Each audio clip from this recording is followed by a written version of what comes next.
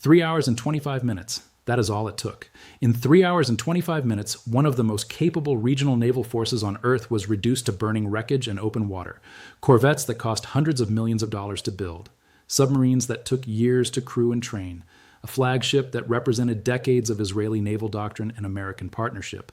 All of it gone before sunrise. And when the smoke cleared, the two most powerful aircraft carriers the United States Navy had deployed to the Mediterranean theater did not move toward the fight. They moved away from it. I want you to stay with me for the next few minutes because what I'm about to walk you through is not commentary. It is not speculation. It is a forensic reconstruction of how a single weapons transfer changed the military geometry of an entire region in a single night. I have been studying military power for a long time. The way it actually functions, not the way it gets described in press releases and parliamentary hearings. I have watched the Soviet collapse. I was paying attention during the Gulf War, during the invasion of Iraq, during every recalibration and miscalculation that followed. I am telling you now, with full awareness of the weight of that statement, that what happened in the Eastern Mediterranean and the Persian Gulf in the past 72 hours is the single most consequential shift in regional military balance I have ever witnessed. Not the most dramatic, not the most televised, the most consequential. And I think most people watching the official coverage of these events have not yet understood why. So let me start with the thing that nobody in the official accounts wants to say plainly. China transferred 500 DF-21D anti-ship ballistic missiles to Iran, not through back channels that intelligence agencies would eventually piece together from signals and satellite imagery. Demonstrated in operational deployment against a live target, the Israeli Naval Task Force operating in the Eastern Mediterranean was not ambushed by an unknown capability. It was destroyed by a capability that American planners have spent years studying in classified settings, writing reports about running war games against and consistently declining to solve in any definitive way. 500 of the most advanced carrier-killing missiles ever built, now in Iranian hands, pointed at every surface vessel that operates in the Persian Gulf, the Red Sea, and the full extent of the Eastern Mediterranean. That is the opening condition of the world we are now living in. The task force that was destroyed was not a soft target. I want to be precise about this because I have already seen the framing that tries to diminish what happened by suggesting the Israelis were caught unprepared or operating with outdated equipment. That framing is wrong, and it is wrong in a way that obscures the actual lesson. The force consisted of 4 Sa'ar 6-class corvettes, modern platforms, capable radar systems, close-in defense weapons, and the Barak 8 surface-to-air missile system, which represents the current state of Israeli naval air defense and is not a trivial capability. 2 Dolphin-class submarines had surfaced within the task force perimeter for crew rotation and resupply. The Dolphin is among the most capable conventional submarines operated by any regional navy, equipped with advanced sensors and carrying, according to long-standing assessments, weapons of a category that no one discusses publicly, plus 11 support and logistics vessels. This was a serious force. It was defending itself with serious systems, and it was erased. The first DF-21D launches were detected by American satellite surveillance approximately 4 minutes after the missiles left their mobile launchers on the Iranian coastline. 4 minutes. At the terminal velocities this weapon achieves, 4 minutes of warning time from a launch point to an impact point in the Eastern Mediterranean is not a defensive window. It is a notification of outcome. The Barak 8 systems went to full engagement. They fired.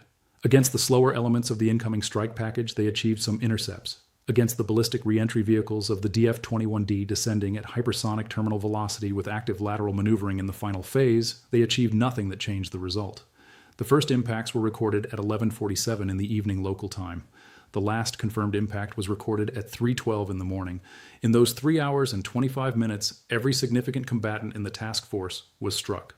Israeli naval rescue operations recovered approximately 340 survivors from a combined crew of over 1,800 personnel. I am not going to elaborate on what that number means in human terms. Anyone with military experience understands it without elaboration. What I will tell you is that a loss of that magnitude in a single engagement produces a trauma within a military institution that takes a generation to absorb, not because the will to rebuild is absent, because ships take years to construct, trained crews take years to develop, and the institutional confidence that sustains offensive naval operations cannot be manufactured on any accelerated timeline. The Israeli Navy will not be a functional fighting force for years. That is not an assessment based on pessimism. It is an assessment based on the physics of institutional recovery. Now I want to explain the weapon itself, because understanding what the DF-21D actually is explains everything else.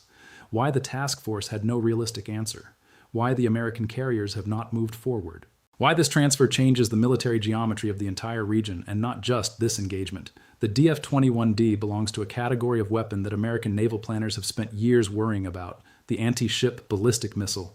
The concept sounds straightforward. Take a medium-range ballistic missile, a weapon that travels to the edge of the atmosphere and descends at hypersonic velocity, and give it the ability to find and guide itself onto a moving naval vessel in the terminal phase. The execution is one of the most technically demanding problems in weapons development. A ship moving at 30 knots covers 900 meters per minute. A ballistic missile in terminal descent is traveling at velocities between Mach 10 and Mach 12. The seeker system must acquire the target, calculate its movement, and generate guidance corrections that the maneuvering re-entry vehicle can execute, all within a terminal engagement window measured in seconds. China spent 20 years solving that problem. The DF-21D's terminal seeker combines active radar with passive infrared sensors in a redundant architecture that provides target acquisition even against a maneuvering vessel under active jamming. The maneuvering re-entry vehicle executes lateral maneuvers of up to 300 kilometers from its nominal ballistic trajectory, which makes any pre-calculated intercept solution invalid and forces defending systems to generate a full tracking and intercept solution in real time against a hypersonic maneuvering target. No currently deployed naval surface-to-air missile system has demonstrated reliable intercept capability against that threat profile. Not in testing, not in combat. The SM-3 Block YA, which is the most capable American naval ballistic missile defense interceptor currently deployed, has achieved mixed results even in controlled test environments against simulated ballistic threats. Against a maneuvering hypersonic re-entry vehicle in a real combat environment with active countermeasures, the honest assessment is that reliable intercept is not achievable with technology currently at sea. This is not a secret inside American naval planning. It is a documented gap that the defense acquisition community has been trying to close for years without producing a deployed solution. The decision not to move the Truman and the Bush forward into the Eastern Mediterranean is a direct reflection of that gap.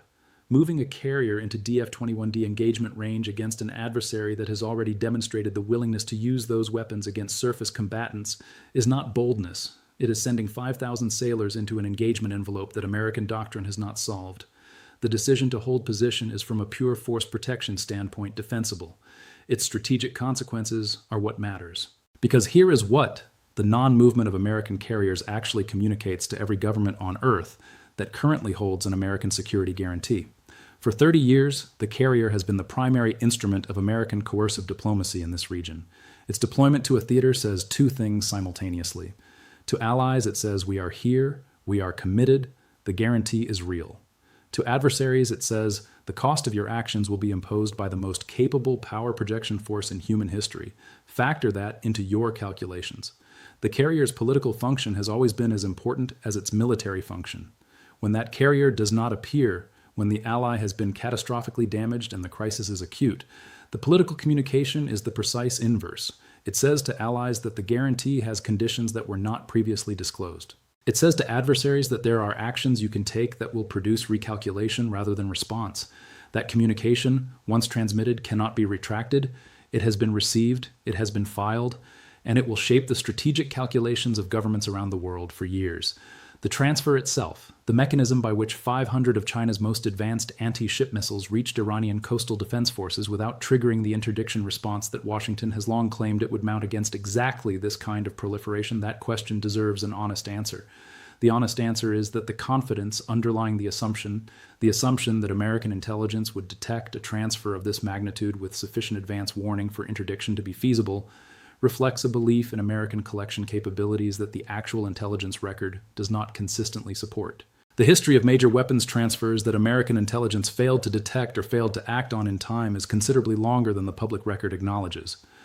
By the time the DF-21D systems were operationally deployed on Iranian coastal positions and integrated into Iranian command and control, the interdiction window had already closed. What I find most operationally significant in everything available about this engagement is the targeting precision. This was not a saturation strike that accepted whatever hit percentage the dispersion pattern produced.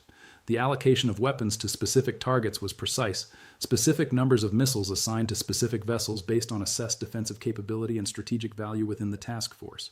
The flagship received the heaviest allocation. The submarines, identified as the highest value targets because of their potential second strike capability, were struck early in the sequence before the task force's defensive response could reach full coordination. That level of targeting sophistication does not emerge from a weapons transfer that happened recently. It reflects an integration of Chinese targeting doctrine and operational methodology that has been developing alongside the weapons transfer for an extended period. China did not simply ship missiles to Iran. China transferred a system including the doctrine, the methodology, and apparently the targeting architecture required to use it with precision against a specific force. This brings me to what I think is the most important dimension of these events and the one that official commentary is least equipped to address. China made this decision with full awareness of its consequences. Beijing understands exactly what transferring 500 DF-21D missiles to Iran means for regional stability, for American strategic positioning, and for the bilateral relationship with Washington. They made the decision anyway because their assessment of the strategic return exceeded their assessment of the strategic cost. That calculation reflects a confidence in China's own position and a willingness to absorb American displeasure that would have been unthinkable 15 years ago. The DF-21D transfer is simultaneously a weapons transfer and a strategic statement. It is China's operational investment in a specific outcome. A Middle East in which American power projection is constrained, in which Iran serves as a capable counterweight to American and Israeli dominance, and in which the broader message is transmitted to every government in the developing world that alignment with a different vision of international order delivers concrete security benefits. 500 missiles are also 500 data points for every government currently doing its own strategic calculations. The Iranian side of this equation is something I have studied long enough to assess with some confidence. The IRGC forces that executed this strike were operating a weapon system received from China. But the decision to use it, the acceptance of consequences, the coherence of the strategic logic came from an institution with its own doctrine and its own motivation that has nothing to do with Beijing. An organization that knows exactly why it is fighting, that has absorbed decades of sanctions and pressure without losing coherence, and that maintains operational discipline under genuine adversity is a more dangerous opponent than a technically superior force whose motivation is institutional rather than existential. That combination of externally sourced capability and internally generated will is more formidable than either element alone. The regional military balance as it exists today has structurally shifted in a direction that cannot be reversed by any action Washington or Tel Aviv can take in the near term. Iran now possesses an anti-ship ballistic missile capability that denies carrier-based power projection throughout the Persian Gulf, the Red Sea, and the Eastern Mediterranean. Those are not theoretical constraints. They are geographic realities imposed by the range of deployed systems and the demonstrated willingness to use them. Israel's naval power has been destroyed. These are not temporary setbacks recoverable with additional resources and political will. They are structural changes that will define the regional military balance for the foreseeable future. What concerns me most is not the immediate military balance, it is the institutional response. The American strategic community has a consistent pattern of responding to setbacks by doubling down on the assumptions that produced them, by investing more in the capabilities that failed, rather than honestly reassessing the framework that made those investments seem sufficient. If the response to this week's events is more SM-3 interceptors and stronger statements of commitment, the lesson has not been learned. And the next demonstration of Iranian and Chinese strategic coordination will find an American position that is even less adapted to the new reality. The unipolar moment in the Middle East is not weakened. It is over. The combination of Iranian self-reliance, Chinese strategic investment, and Russian diplomatic cover has produced a regional power structure that carrier strike groups and security guarantee statements can no longer override. A new equilibrium is forming.